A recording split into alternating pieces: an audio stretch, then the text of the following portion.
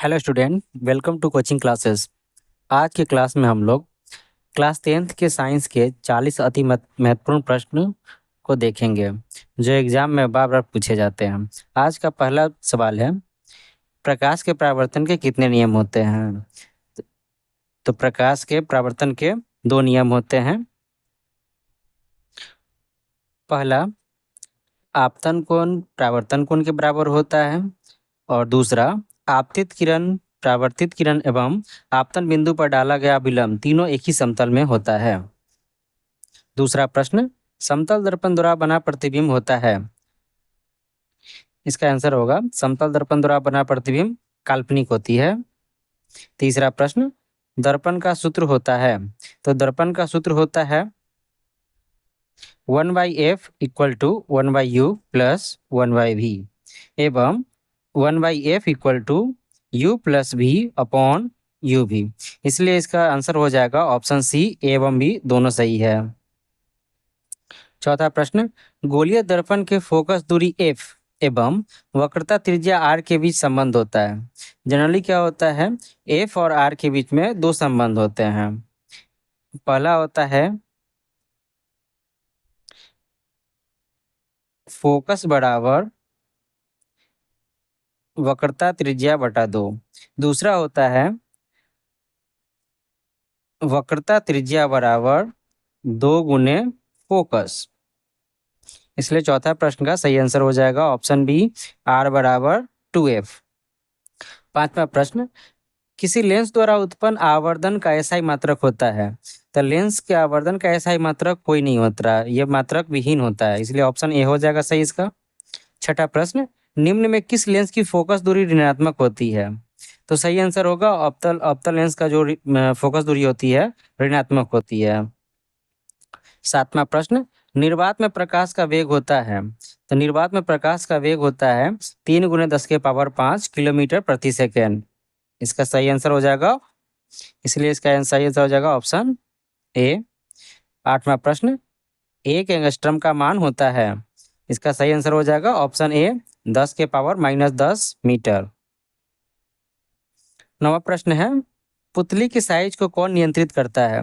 तो पुतली की साइज को परितारिका नियंत्रित करती है, छोटा या बड़ा।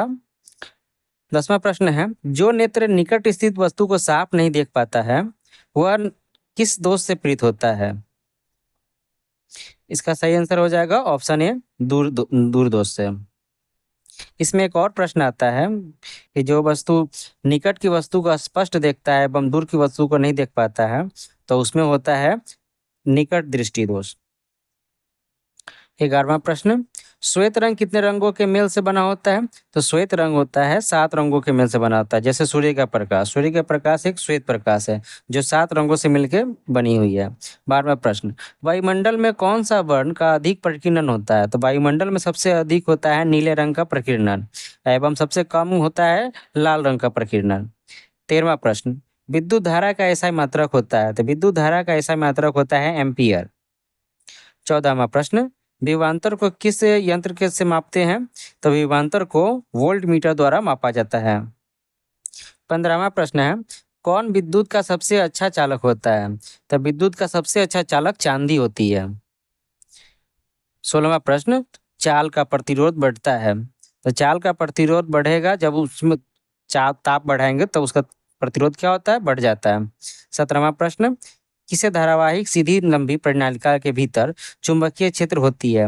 तो चुंबकीय क्षेत्र जो होती है सभी बिंदुओं पर क्या होती है, एक समान होगी। 18वां प्रश्न है, चुंबकीय क्षेत्र रेखाएं चुंबक के किस ध्रुव से निकलती है? तो चुंबकीय क्षेत्र रेखाएं चुंबक के उत्तरी ध्रुव से निकलती है। 19वां प्रश्न है, चुंबकीय क्षेत्र का एसआई मात्रक क्या होता है? चुंबकीय क्षेत्र का एसआई मात्रक जो होता है टेस्ला होता है। 20वां प्रश्न, प्रत्यावर्ती विद्युत धारा की आवृत्ति का एसआई मात्रक क्या होता है? तो प्रत्यावर्ती विद्युत धारा का एसआई मात्रक जो होता है हर्ट्ज जो होता है। 21वां प्रश्न, निम्न में कौन बायोगैस ईंधन का स्रोत नहीं है? तो नाभिकीय ऊर्जा जो है बायोगैस ईंधन का स्रोत नहीं है, इसको छुड़ा के बाकी सभी क्या है, बायोगैस ईंधन का स्रोत है। 22वां प्रश्न, डीजल का उपयोग होता है तो डीजल का उपयोग होता है भारी वाहनों में भी होता है, रेल के इंजनों में भी होता है, विद्युत उत्पादन में भी होता है। अतः 22वां प्रश्न का आंसर डी हो जाएगा, इनमें सभी। 23वां प्रश्न, सौर कुकर के लिए कौन सा दर्पण सर्वाधिक उपयोगी है? तो सौर कुकर के लिए सर्वाधिक उपयोगी अवतल दर्पण है। अवतल दर्पण का उपयोग डॉक्टर सभी करते हैं।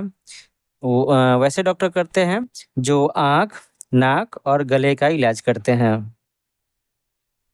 चीनी का रासायनिक सूत्र होता है, तो चीनी का रासायनिक सूत्र होता है C12H22O11। 24वां प्रश्न, रासायनिक अभिक्रिया के दौरान किस पदार्थ में ऑक्सीजन का योग कहलाता है? इस प्रश्न का सही जवाब है ऑप्शन बी, उपचयन कहलाती है। एवं ऑक्सीजन का जो हटना होता है अपचयन कहलाता है। 26वां प्रश्न, AgCl सूर्य के प्रकाश में रखते हैं तो वो टूट जाती है Ag+Cl2 में। सूर्य के प्रकाश में यह रासायनिक अभिक्रिया किस प्रकार की है? तो सूर्य के प्रकाश में यह रासायनिक अभिक्रिया अपघटन अभिक्रिया कहलाती है। 27वां प्रश्न, श्वसन किस प्रकार की रासायनिक अभिक्रिया है? तो श्वसन एक ऊष्माक्षेपी अभिक्रिया है। ऊष्माक्षेपी वैसी रासायनिक अभिक्रिया है जिसमें ऊष्मा क्या होता है, बाहर निकलता है, उसको क्या बोलते हैं, ऊष्माक्षेपी अभिक्रिया बोला जाता है। 28वां प्रश्न, प्रकृति में ऑक्सीजन का संतुलन कैसे बना रहता है? तो प्रकृति में ऑक्सीजन का संतुलन प्रकाश संश्लेषण के माध्यम से बनी रहती है। 29वां प्रश्न, जब लिटमस विलयन न तो अम्लीय होता है और न ही क्षारीय, तब इस विलयन का रंग कैसा होता है? तब इस विलयन का रंग जो होता है बैंगनी रंग का होता है। 30वां प्रश्न, निम्नलिखित में कौन क्षारीय ऑक्साइड है? तो धातु के ऑक्साइड जो होते हैं क्षारीय ऑक्साइड होते हैं। अतः इसका आंसर हो जाएगा ऑप्शन डी, सोडियम ऑक्साइड। एक बात और अधातु के जो ऑक्साइड होते हैं अम्लीय होते हैं।